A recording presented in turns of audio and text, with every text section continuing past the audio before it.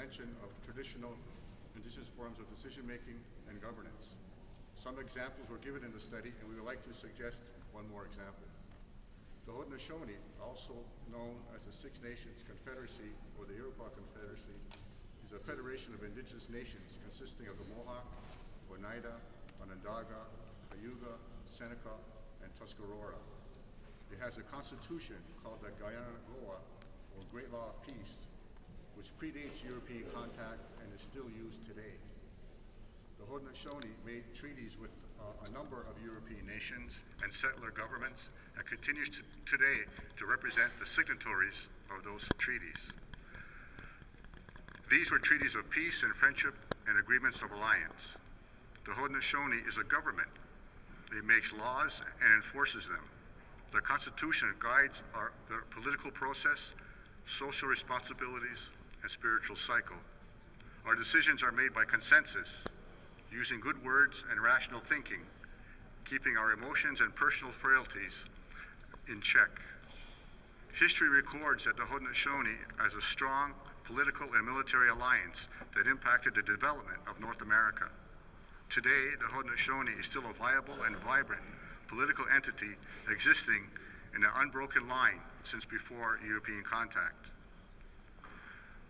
Despite the oppression of this government by the United States of America and Canada and their efforts to depose the traditional leadership by imposing legislation to replace the Haudenosaunee maintains that it is the true government of the Mohawk, Oneida, Onondaga, Seneca, and Tuscarora peoples.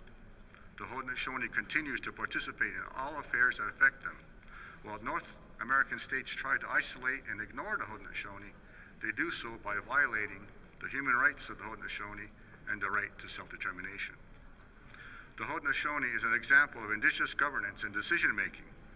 We would request that the expert mechanism add the Haudenosaunee as an example of ongoing Indigenous government exercising the right to self-determination. On a related matter, the Haudenosaunee is not represented here at the United Nations because it will not register itself as an NGO, a non-governmental organization. The Haudenosaunee is a government. It has a constituency, chiefs and clan mothers, and administration, and carries out various government activities. It would be a contradiction for it to register as an NGO.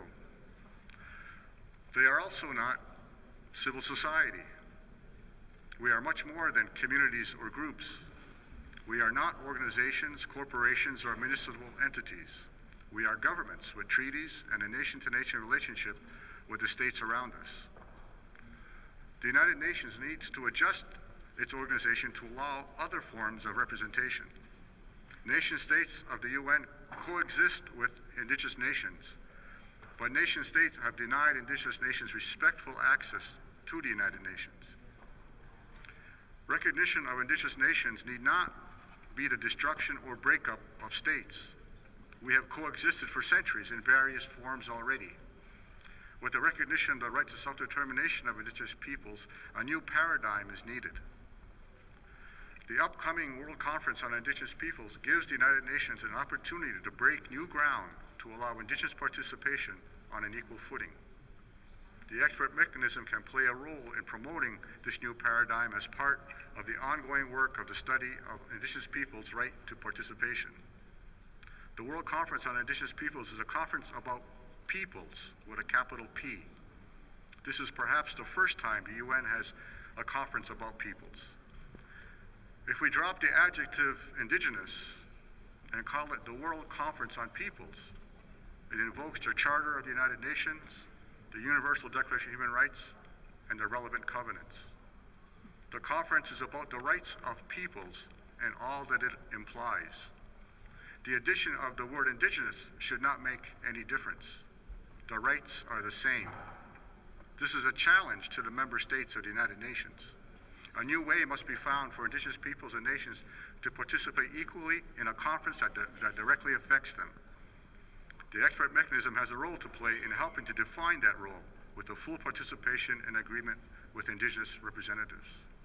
The World Conference on Indigenous Peoples offers a unique opportunity for a new relationship, partnership, and cooperation between the United Nations and Indigenous peoples. Old prejudices and apprehensions must be put aside to allow the exercise of the full rights of the rights of Indigenous people to flourish. Thank you, Mr. Chairman.